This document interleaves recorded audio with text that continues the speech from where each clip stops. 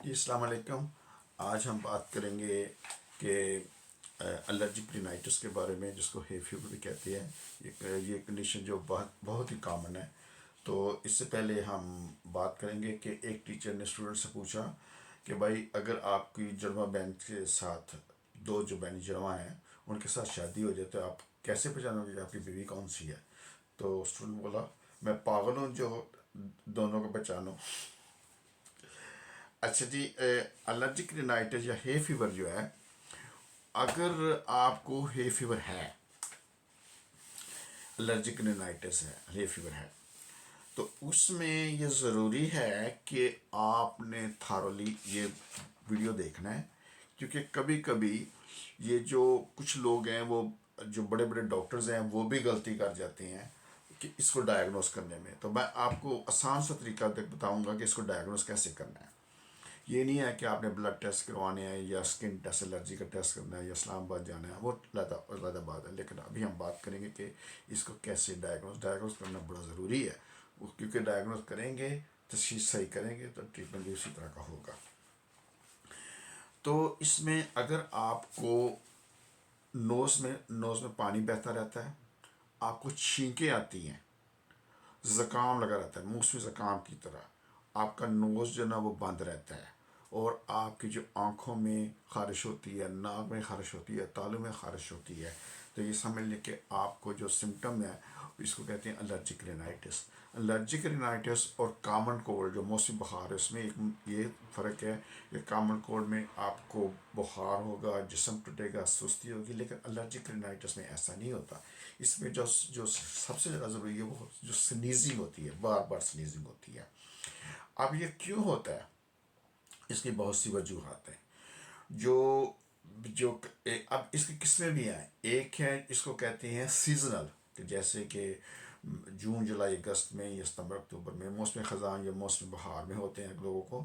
کچھ کو ہوتا ہے پیرینیو، اس کو کہتے ہیں جو دائمی نظر آتا ہے۔ اس کی وجہ یہ ہوتی ہے کہ ابھی میں آپ کو بتاؤں گا۔ ہوتا یہ ہے کہ جو سیزنل آتا ہے اس میں پولنز ہوتے ہیں، جو فلاورز کے جو پولنز آتے ہیں اس میں ہوتے ہیں۔ تو اگر آپ کو کچھ لوگ الرجیز کے کیا کیا الرجن ہو سکتے ہیں، یہ آپ الرجن کو جاننے کے لیے آپ کو اسلام آباد الرجی سینٹر جانے کی ضرورت نہیں ہے۔ اگر آپ دھیان سے یہ ویڈیو سنیں گے تو آپ کو کافی پتہ چل جائے گا۔ مثلا اس میں یہ ہو سکتا ہے کہ آپ کو کوئی پرفیوم سے الرجی نہ ہو، ڈسٹ سے الرجی نہ ہو، پولن سے الرجی نہ ہو، اور اس کے بعد اینیمل ڈینڈر کہتے ہیں، جیسے اینیمل جو جیسے بلی ہے، کتا، ان کے جو فارس جو نکلتے ہیں اس کو کہتے ہیں۔ پلانٹس کے بارے میں جب ہم کہتے ہیں کہ اینیمل، تو اینیمل میں ضروری نہیں ہے کہ جو لیونگ اینیمل ہے، جیسے کہ کتا ہو گیا، بلی ہو گیا، کئیوں کے گھروں میں اسٹفڈ اینیملز ہیں، یعنی کہ اینیملز کو مار کے ان کے جب ڈیکوریشن کے پیس پہ لگایا ہوتا ہے، وہ بھی اسی طرح خطرناک ہے۔ اگر آپ کے گھر میں کارپٹس ہیں اور کارپٹ میں ویکیوم نہیں کیا گیا، اگر آپ کے گھر میں جو پلانٹس ہیں، فلاورز ہیں، اور اب کئی لوگوں کو شوق ہوتا ہے، مجھے یاد ہے جب لندن میں تھا تو میری بیوی کو بڑا شوق تھا، وہ پھول وہ لے کے آیا کرتی تھی ہر سنڈے کو، تو گھر میں اس سے بھی ہو سکتا ہے۔ تو اس کے علاوہ جو ایک چیز جو آپ کو کتابوں میں نظر نہیں آئے گی، وہ یہ ہے کہ اگر آپ کے جس بستر پہ آپ سوتے ہیں اس کی جو چادر ہے وہ بدلتی نہیں ہے، تکیہ آپ بدلتے نہیں ہے، کیونکہ چادر بدلنے کے لیے تو نہیں ہوتی، وہ ہوتی ہے جب گندی ہو جائے۔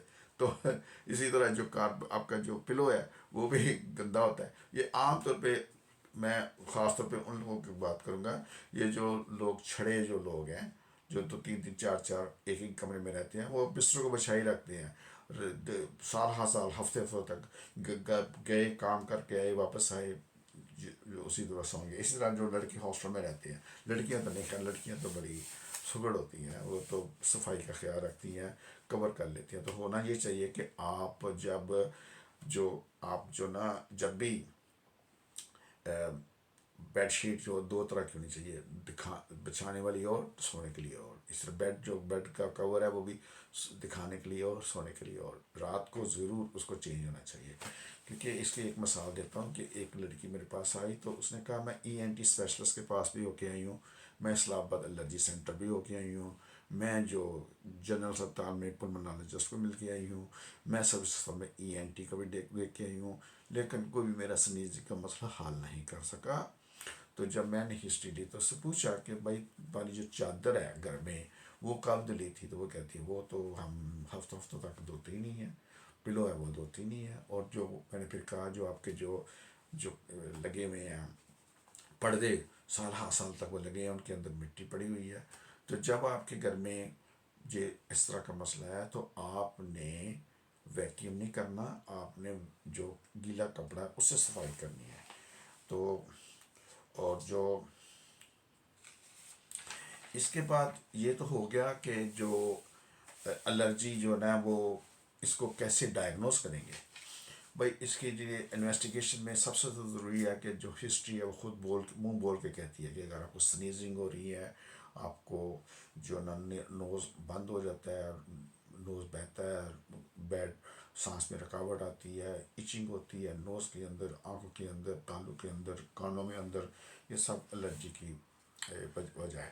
تو ضروری نہیں ہے کہ اگر آپ امیر ہیں تو ٹھیک ہے، نہیں تو اس میں کیا ہے کہ بلڈ ٹیسٹ بھی ہیں، ایک اس کو کہتے ہیں راسٹ ٹیسٹ، ایک ہے IgE ٹیسٹ۔ یہ جو ٹیسٹوں کے بارے میں بات کر رہا ہوں یہ میں ذرا معلوماتی میڈیکل اسٹوڈنٹس کے لیے یا کچھ ڈاکٹر حضرات کے لیے ہے کہ جو IgE جو ٹیسٹ ہے وہ اس میں جو ہے اگر ایک تو الرجی میں پازیٹیو ہوتا ہے، اور ایک ان بچوں میں پازیٹیو ہوتا ہے جن کے پیٹ میں کیڑے ہیں۔ اور WHO نے کہا کہ پاکستان میں اگر جو 5 سال کے کم بچے ہیں ان کو سال میں 2 دفعہ ڈی ورم کر دیا جائے، ان کو مبینڈازول کی جو میڈیکیشن ہے جو بوتل ہے وہ پلا دی جائے تاکہ وہ ان کو یہ پرابلم نہ ہو۔ تو اگر آپ نے CBC بلڈ ٹیسٹ کرتے ہیں اور اس میں دیکھتے ہیں کہ ایوسنفل زیادہ ہیں، تو ایوسنفل کا ایک خاص رینج ہوتا ہے، اگر زیادہ ہے تو آپ نے اس کو اسپیشلسٹ کے پاس بھیجنا ہے، کیونکہ ایوسنفل زیادہ ہو جائیں تو وہ دل کے لیے ٹھیک نہیں ہے، وہ دل کی جو دیواریں ہیں ان کو جو نا وہ پرابلم دے سکتے ہیں۔ تو اگر کچھ لوگ جو اسکن ٹیسٹ کروانا چاہتے ہیں، اب اسکن ٹیسٹ کے لیے تو پاکستان میں ایک ہی جگہ ہے وہ اسلام آباد ہے، لیکن اگر کوئی امیر ہے تو جائے کیونکہ وہ تو افورڈ کر سکتا ہے، لیکن اگر کوئی میرے جیسا متوسط طبقے کا بندہ ہے، مڈل کلاس کا، تو اس کو بتا دیں کہ بھائی اسلامک جز نو ہارم، آپ جائیں، وہ آپ کو الرجی ٹیسٹ کریں گے، اس کے بعد اسی الرجی کی ویکسینیشن دیں گے تاکہ آپ کو ڈی سینسٹائز کر دیں، اس سے الرجی نہ ہو۔ لیکن ہوتا یہ ہے کہ جو اسکن کا وہ ٹیسٹ کرتے ہیں وہ ہو سکتا ہے کہ وہ میچ نہ کر، وہ ان کے پاس وہ الرجن نہ ہوں، کیونکہ الرجن جو ہوتے ہیں وہ بھی ان کی ڈائیورسٹی ہے، وہ بہت زیادہ مختلف قسم کے ہوتے ہیں، تو ہو سکتا ہے جو وہ ٹیسٹ کر رہے ہوں اس سے آپ کو کوئی اور چیز سے آپ کو الرجی ہو۔ تو اس میں اس کو پیشنٹ کو یہ بتانے میں کوئی حرج نہیں، بھائی دیکھو اس میں لوگ کامیاب بھی ہوئے ہیں جو بالکل ٹھیک بھی ہو جاتے ہیں، کچھ وہ ہوتے ہیں جو پارشلی ٹھیک ہوتے ہیں، اور کچھ وہ ہوتے ہیں جن کا جو پیسہ بالکل ضائع جاتا ہے وہ ٹھیک نہیں ہوتے۔ اس لیے اگر آپ کے پاس پیسے ہیں تو there's no harm، آپ جائیں اسلام آباد الرجی سینٹر میں، لیکن یہ زبان ذہن میں رکھیں کہ آؤٹ کم کچھ بھی ہو سکتا ہے۔ اب اس کا علاج کیا ہے؟ سب سے پہلے تو یہی علاج ہے کہ اوائڈ الرجن، کہ آپ ان چیزوں سے بچیں، مثلا پرفیوم سے بچیں، آپ اینیمل سے بچیں، لیونگ ہو گئے جو ڈیڈ اینیملز ہیں ان کی جو ہوتے ہیں ڈینڈرز ہیں ان سے بچیں، آپ جو ہے نا وہ ڈسٹ ہے اس سے بچیں، جیسے کہ میں نے اچھی طرح آپ کو بتا دیا۔ اس کے بعد جو ہے نا پلانٹس، فلاور جو ہیں ان سے بچیں۔ تو جو ہمارے پاس کارپٹ ہیں ان جو ویکیوم اگر نہیں کیا ہوا تو اس کو ویکیوم کلین کرائیں، اور اس کے بعد جو ہمارے جو پردے ہیں جو اور جو چیزیں ہیں ان کو صاف ستھرا رکھیں۔ تو یہ تو ہو گیا اوائڈ الرجن۔ اس کے بعد ہے اینٹی ہسٹامین دے سکتے ہیں ڈاکٹر صاحب آپ کو، اینٹی ہسٹامین کی میں تفصیل سے بات کروں گا۔ اس کے بعد اگر آپ کو الرجی اتنی ہے کہ آپ کو رات کو نیند نہیں آتی، صبح آپ آفس میں جاتے ہیں آپ کو سکون نہیں آتا، آپ چھینکتے رہتے ہیں اور یا پھر رات کو پراپر نیند نہیں آتی، تو اس کے لیے وازو کنسٹرکٹیو ڈراپس ہیں جس کو کہتے ہیں زائنوسین۔ یہ ڈراپس کیا کرتے ہیں کہ یہ جب ناک میں ڈالتے ہیں تو ناک کی جو کنجیشن ہے وہ ناک کا ایئر وے کھل جاتا ہے، کیونکہ یہ بلڈ ویسل کو کنسٹرکٹ کرتا ہے۔ لیکن آپ اس کو 5 دن سے زیادہ نہیں استعمال کر سکتے، آپ اس کو 5 دن سے زیادہ استعمال نہیں کر سکتے، آپ اس کو 5 دن کی جگہ استعمال نہیں کرتے تھے، کیونکہ 5 دن کے بعد آپ کو اس کی ایڈکشن ہو جائے گی، آپ کا جو نوز اس سے ڈپینڈنٹ ہو جائے گا. جب تک آپ یہ ڈراپ ڈالیں گے نہیں، جب ڈراپ کا اثر ختم ہو جائے گا تو پھر واپس وہ ہو جائے گا. تو آپ یوز تو کر سکتے ہیں لیکن یہ کیئرفل ہو جائیں.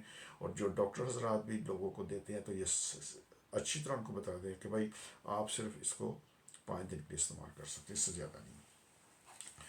اس کے بعد یہ ہے کہ اگر جو کسی کو جو پرلانگ ہسٹری ہے جو اس کی الرجی کی، تو وہ سوڈیم کروموگلائکیٹ ایک میڈیسن کا نام ہے، وہ استعمال کر سکتے ہیں. اور اس کے بعد جو ہے جو کچھ لوگوں کو ٹاپیکل اسٹیرائڈ جو ہے نا وہ اچھے ہیں. اگر جو نوز کے نیزل ڈراپس آتے ہیں، اگر آپ ڈاکٹر کے پاس جائیں تو بات کریں کہ مجھے نیزل ڈراپس دے دیں. اگرچہ کہ نیزل ڈراپس ہم چلڈرن میں، بچوں میں نہیں استعمال کرتے. بچوں میں سب سے پہلے ہم نے اینٹی ہسٹامین ہی استعمال کرنی ہے، کیونکہ اسٹیرائڈ کے جو سائڈ افیکٹ ہوتے ہیں. لیکن اسٹیرائڈ، ٹاپیکل اسٹیرائڈ کے سائڈ افیکٹ بہت کم ہے، اور یہ بڑی اچھی ہے بڑے لوگوں کے لیے. اور سینسٹائزیشن جیسے کہ میں نے آپ کو کہا کہ اسلام آباد الرجی سینٹر میں ہو سکتی ہے.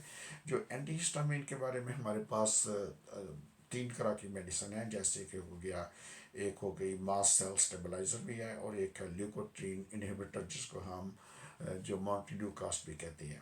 تو اسٹیرائڈ بھی ہے. یہ جو 3 جو میڈیسن ہیں یہ جو الرجی جن کو ہے ان کو بڑے فائدہ مند ہیں. آپ ڈاکٹر سے ڈسکس کریں اور ڈاکٹر کو یہ بتائیں. میں کیا کرتا ہوں کہ اگر کسی کو جو نیزل میں پولپس ہوں تو میں ایزائنوسین ڈراپس پہلے ڈالتا ہوں تاکہ اس سے نوز کھل جاتا ہے. اس کے 10 منٹ کے بعد میں ان کو اسٹیرائڈ کا اسپرے کرتا ہوں. اور یہ ضروری، میں نے پچھلے ویڈیو میں بتایا تھا کہ جو پولپس ہوتے ہیں، پولپس کے لیے ضروری ہے کہ آپ جو ڈراپس ڈالتے ہیں اس کا صحیح طریقہ ہو. صرف اسپرے کرنے سے یا ایسے نوز ڈراپ ڈالنے سے نہیں ہوتا.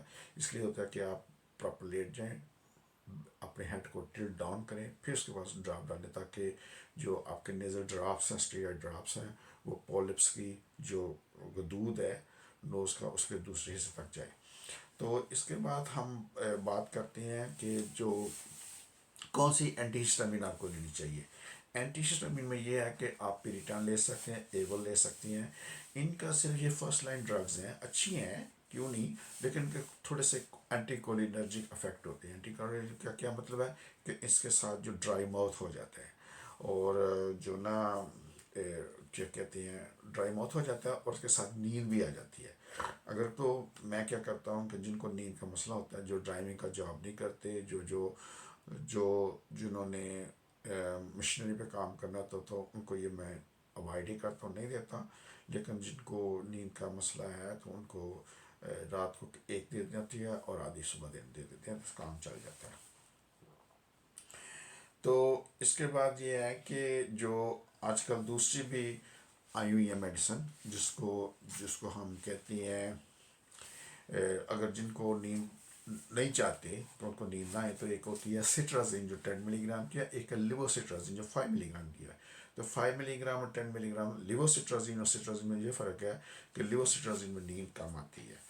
اس کے بعد یہ ہے کہ آپ نے کچھ اور بھی میڈیسن ہیں جس سے نیند بالکل نہیں آتی، جس میں کہتے ہیں ٹیلفاسٹ ہے، یا جو ہے ایسپسٹان ہے. جو ٹیلفاسٹ ایک ٹیلفاسٹ ڈی بھی آتی ہے. ٹیلفاسٹ ڈی کا مطلب ہے کہ اس کے ساتھ ٹیلفاسٹ کے ساتھ سوڈو ایفریڈین بھی ہے. اور سوڈو ایفریڈین کا کیا کام ہے کہ یہ وازو کنسٹرکٹیو ہے، یعنی کنجیشن کو کم کر دیتی ہے. تو اس کے علاوہ آپ اگر کسی کاف سرپ کے ساتھ ایف لکھا ہو تو اس کا مطلب اس میں سوڈو ایفریڈین ہے. اگر کسی اینٹی ہسٹامین کے ساتھ ڈی لکھا ہو تو اس کا مطلب ہے کہ اس میں سوڈو ایفریڈین ہے. اگر کیلشیم کے ساتھ ڈی لکھا ہو تو اس کا مطلب کیلشیم کے ساتھ وٹامن ڈی شامل ہے. تو اسی طرح ایک سٹرازین، لوریٹاڈین اینڈ ڈسلوریٹاڈین. لوریٹاڈین 10 ملی گرام کی آتی ہے، اور ڈسلوریٹاڈین 5 ملی گرام کی آتی ہے. اور 5 ملی گرام کا یہ مطلب ہے کہ ایک تو ڈوز کم ہے، اور دوسرا جو اس کا نیند کا جو اثر کم ہو جاتا ہے. تو جو اس میں صرف اور صرف یہ ہے کہ اگر کسی کو الرجی ہے تو اس کو زائنوسین ڈراپس بالکل نہیں دینے.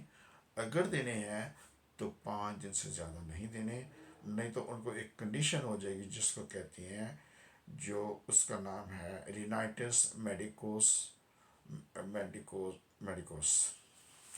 تو وہ مینٹوزا، رینائٹس میڈیکوز مینٹوزا. تو اس کا مطلب یہ ہے کہ آپ اگر وہ لے رہے ہیں تو اس سے یہ ہوگا کہ آپ جو ڈپینڈنٹ ہو جائیں گے، اور ریباؤنڈ فنامنا ہوگا. جب اگر ڈراپس نہیں یوز کرتے تو وہ پرابلم آپ کو دے گی. تو اینٹی ہسٹامین لیں، اور زائنوسین زیادہ لینا. تو اس کے بعد ایک اور کنڈیشن اس کا کہتے ہیں وازوموٹر رینائٹس. اس میں کیا ہوتا ہے کہ جو ہوتا ہے، جو آپ کو الرجی ہے، وہ کسی جو نوز کا پرابلم ہے، کسی الرجی سے نہیں ہوتا، بلکہ اسٹریس ریلیٹڈ ہے. اس میں کوئی میڈیسن کام نہیں کرتی. اس میں ایک ہی چیز کام کرتی ہے، ایکسرسائز. واک کریں، آپ کی جو کنجیشن ہے وہ کم ہو جائے گی. تو آپ ویڈیو کو ہم ختم کرتے ہیں، کافی لمبا ہو گیا ویڈیو. آخر میں یہ دوبارہ کہنا چاہتا ہوں، اگر آپ اسموکنگ کرتے ہیں تو اسٹاپ اسموکنگ. اگر آپ ایکسرسائز کرنے کی عادت نہیں ہے تو ایکسرسائز کریں. آج کا رمضان ہے، وزن کم کرنے کے لیے بہت اچھا ٹائم ہے. اگر آپ 21 دن تک روزے رکھتے ہیں، سارے روز رکھتے ہیں تو بہت اچھا، لیکن ایٹ لیسٹ 21 دن تک روزے رکھتے ہیں تو آپ کا جو سائنس بتاتی ہے کہ آپ کو اس کی عادت پڑ جائے گی. اگر آپ کا وزن کم ہو جائے رمضان کے بعد تو اس کو مینٹین کریں، اچھی بات ہے. اور اس کے ساتھ آپ ہاتھ دھونے کی عادت ضرور ڈالیں، خاص طور پر جب وہ ٹوائلٹ سے باہر آتے ہیں کھانا کھانے سے پہلے. آپ کہیں کہ ڈاکٹر صاحب یہ تو چیزیں ہمیں بہت زیادہ پتہ ہے، لیکن میرے آبزرویشن میں دیکھنے میں یہی ہے کہ آپ کو تو پتہ ہو، شاید آپ کے دوسرے جاننے والے کو نہ پتہ ہو. تو آپ اپنے آپ کا خیال رکھیں. اگر ویڈیو اگر آپ کو معلوماتی لگتا ہے، اچھا لگتا ہے، تو اپنے دوستوں میں، عزیز و اقارب میں شیئر کریں. اس کو چینل کو سبسکرائب کریں تاکہ اس کی معلوماتی ویڈیو آپ کو ملتی رہے. اور اس کے علاوہ آپ نے اس کو ویڈیو کو لائک کریں، اور اس کو جو اس میں اگر کوئی چیز رہتی ہے پوچھنے والی ہے تو وہ پوچھ لیں. وہ کمنٹس میں آ کے پوچھ سکتے ہیں. اب آپ کا خیال رکھیں. اللہ حافظ.